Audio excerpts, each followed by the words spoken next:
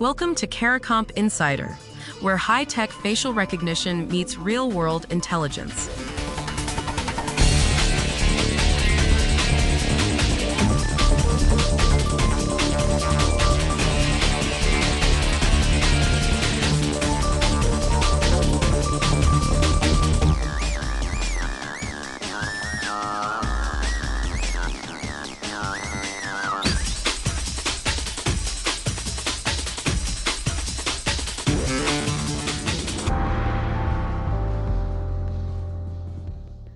You went to set up a game console for your kid. You typed in a birthday. Maybe you held up a driver's license to a camera. And in that moment, a company you've never heard of took a copy of your face and kept it. If you've ever clicked Verify Your Age on PlayStation, on Meta, on any app, this story is about you. Because here's what most people get wrong. You think the platform is checking your ID. You think Sony or Meta sees it, confirms you're an adult, and moves on. According to reporting from Games, that's not what happens. The platform hands the job to an outside vendor, a separate company with its own database, its own security, and its own rules about how long to keep your data. So the real question tonight, when your child's age gets verified, who's actually holding your face? Let's start with why this even exists. Governments across the US, Europe, and parts of Asia have passed laws. Platforms now have to prove a kid is really a kid, not just trust a typed-in birthday. Australia went all the way to mandates with penalties, so platforms had a choice. Build verification themselves, slow and expensive, or pay a specialist vendor to do it fast. Almost all of them chose the vendor. And that handoff is where the trouble lives.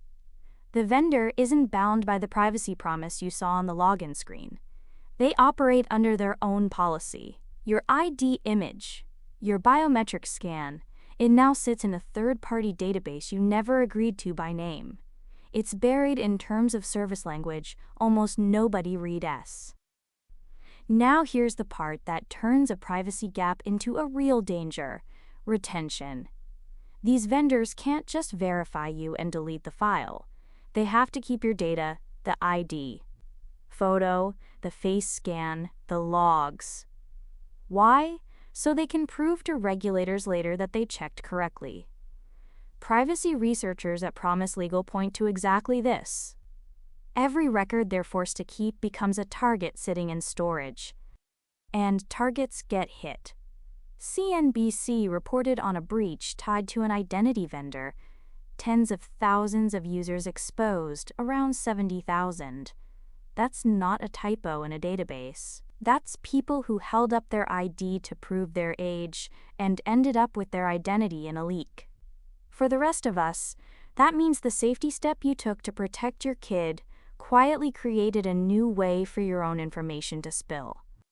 The Electronic Frontier Foundation has flagged something else too. These systems lock people out.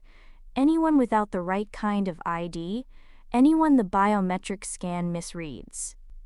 The civil liberties argument is simple. Pile millions of identity records into a handful of companies, and you've built the perfect thing for hackers to chase and governments to demand.